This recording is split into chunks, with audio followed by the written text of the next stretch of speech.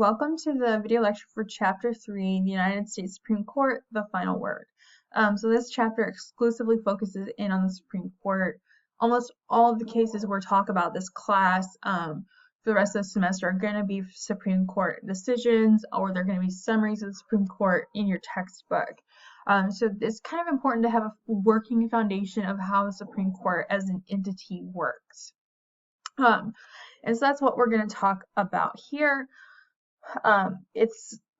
Supreme Court's really important because it impacts all of us. When the Supreme Court says something is the law of the land, that changes the law and that impacts everyone. Another thing to note about the Supreme Court is that in public opinion polls and measures, the confidence in the Supreme Court is a very high, usually the highest of all the branches of government, and has really remained that way. So Supreme Court is the highest court in the country. The law that comes from the Supreme Court is the law of the land, and no other body can overrule its decisions, but the Supreme Court can overrule itself.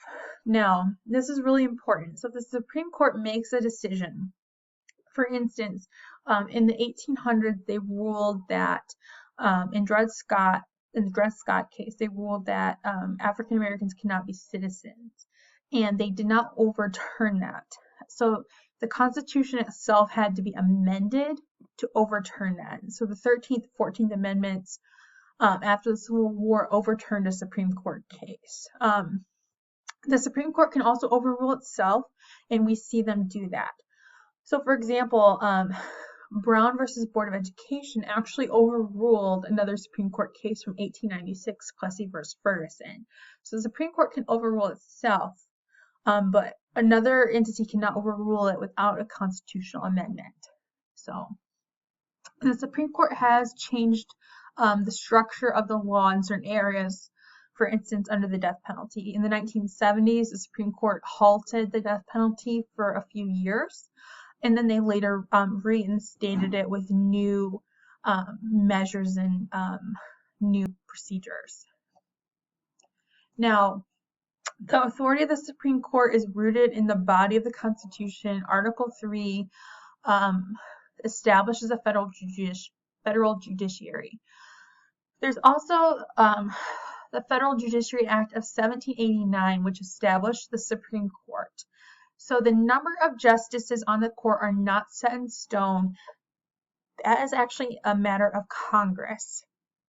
So Congress can change the number of justices, and that has been done. So there used to be 5 originally, and it has fluctuated. But since 1869, we've always had 9 justices on the Supreme Court.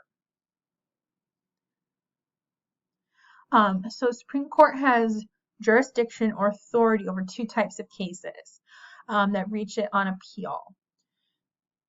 And it doesn't matter if the case starts in a state court or a federal court, the path is the same. The Supreme Court can also hear cases where it has original jurisdiction. So these cases start at the United States Supreme Court. For example, when a state sues another state, that starts at the Supreme Court. A state court is thought to not be able to remain unbiased in that situation. So Supreme Court is the unbiased arbiter here. Also, in cases that are dealing with a foreign dignitary, another government, or another government official from a different government, those cases also start at the United States Supreme Court. As far as appeals go, the United States Supreme Court can hear appeals from lower state courts and lower federal courts if there is an issue that involves the interpretation of the law or the applicability of the United States Constitution. So we need an issue interpreting the law or determining whether or not the Constitution applies to a situation for the Supreme Court to have jurisdiction. Supreme Court can also hear appeals on cases which deal with treaties the United States entered into. They can hear maritime cases and those involving public officials or public entities. So federal courts don't have carte blanche to hear any type of case. They can only hear the cases they have jurisdiction for, and Congress can limit or change the jurisdiction of a court by passing a law, like a judiciary act that removes a certain type of case or issue from the purview of the court, which is a congressional check on the power of federal courts and the Supreme Court. Now, one of the most important powers of courts, especially the United States Supreme Court, is the power of judicial review. This is the ability to look at and analyze decisions of other government entities and courts, and to decide whether or not the laws and decisions that were made earlier are constitutional or not. So, the Supreme Court has effectively created most of its own power and authority through this process of judicial review, because Article 3 is super short. Judicial review came from a case, Marbury versus Madison, that was talked about in a different video lecture. And this was the first time the Supreme Court nullified an act of Congress that violated the United States Constitution. In 1810, we see the Supreme Court extend their power of judicial review to include state laws. So if state laws violate the Constitution, the United States Supreme Court can say this state law is unconstitutional. And in 1816, the Supreme Court again expanded its power to review lower court and reverse lower court decisions that involve federal law and constitutional issues in pending state cases. So the Supreme Court has authority over both state and federal cases to determine constitutionality and interpretation. So Martin versus Hunter's lessee, the issue was, does the Supreme Court have appellate jurisdiction over a state court decision that involves federal law? And the answer is yes. The federal power given by the people is given by the people, not states.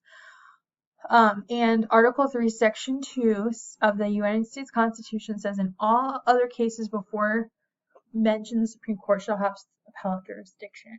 So the Supreme Court can review all these different cases. But remember, there is a limitation. Congress can change the jurisdiction. And this is something that is debated, particularly among legal scholars. There are those who think that judges have too much power and their jurisdiction should be limited. That there should be different alternatives to assessing the validity of these laws outside of judicial review. Those who support it argue that we need somebody to monitor and maintain the constitutionality of government actions, and the courts are well suited to do so. So there is a debate. An example, Virginia versus Harris from 2009, the issue was whether or not police officers can make a traffic stop on the basis of an anonymous tip. And we see the Supreme Court weighing in and saying yes. This is okay. This is acceptable. So we just, again, another example of the power of judicial review in action. Now, some other things to know. Certiorari. This means the power of the court to decide what cases they hear. The United States Supreme Court's docket, the cases they hear each year, is almost entirely discretionary, meaning they pick what cases they want to hear. Outside of those original jurisdiction cases, which are fairly rare, the Supreme Court gets to pick. They may review a case if a federal appeals court requests certification or clarification on a legal point, and they're obligated to hear cases that are appeal of right, but again, super infrequently. Almost all cases are heard through a writ of certiorari, which means to be informed. In the court, the justices decide what cases are needed to be heard on the docket based on their assessment of the national importance of the case, the impact the case may have on an area. Now, any case that's submitted through a writ of certiorari that doesn't have at least one justice expressing interest in it is summarily denied, which means they're not going to hear it. And this counts for 70% of the cases submitted. About 10,000 petitions are filed every year, so about 7,000 cases are summarily denied.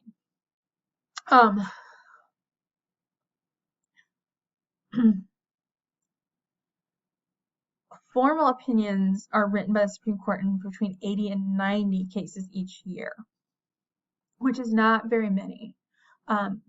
For a case to make it onto the Supreme Court's docket, the rule of 4 exists, which means 4 out of the 9 justices must vote in favor of granting certiorari for it to be accepted. If a case is denied, either up here because no justice expressed interest, or down here because less than 3 or fewer express interest, the previous decision will stand. So if it was a circuit court case, the circuit court's decision will stand. Whatever the highest court of last court's decision is what stands. Also, the Supreme Court denying a case is not a substantive ruling. They're not assessing the facts or issues. They're just saying we're not going to hear this case. They may decide to take up the same issue next year or 5 years down the road, but right now they're not taking it. As far as the composition of the court, there is 1 Chief Justice. Our current Chief Justice is John Roberts, and 8 Associate Justices. Each one of these was nominated by the President and confirmed by the Senate for a lifetime appointment. Supreme Court justices are only removed for impeachment if they're impeached, and they can be impeached for treason, bribery, or other high crimes or misdemeanors. This has only happened once in the history of the Supreme Court with Samuel Chase. And I believe he was taking in the 1800s, he was taking political favors. Supreme Court justices are often labeled liberal or conservative. Those who are labeled liberal are usually pro-individual and pro-civil liberties. Those who are conservative generally favor the government's position, and they generally do not favor expanding individual rights. Some of the Warren Court was, these courts are named for the Chief Justice. So the Warren Court from 1953 to 1969 was fairly liberal. This is the court that decided Brown versus Board of Education, Miranda v. Arizona, Mapp versus Ohio. It was succeeded by the Burger Court, which was also considered liberal, which was then succeeded by the Rehnquist Court, which was more conservative. And then we currently are under the Roberts Court, which is also considered fairly conservative. The Supreme Court is a political body. It is a government institution, which is why the Constitution gives the power to the president to appoint. But after the appointment, justices are not accountable to anyone. The politics are supposed to end with their appointment to the court. The Supreme Court has a lot of traditions and procedures. Each case is started very formally. If you listen to a recording of their cases, they always start the same way, with everyone standing while the justices kind of process in. Their term always starts the first Monday of October, and they work through June or July.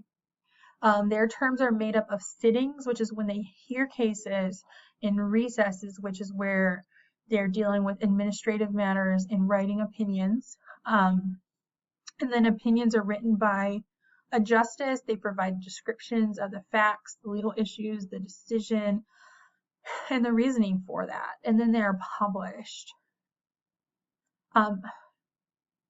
The Chief Justice assigns who will write the opinion if the Chief Justice votes with the majority.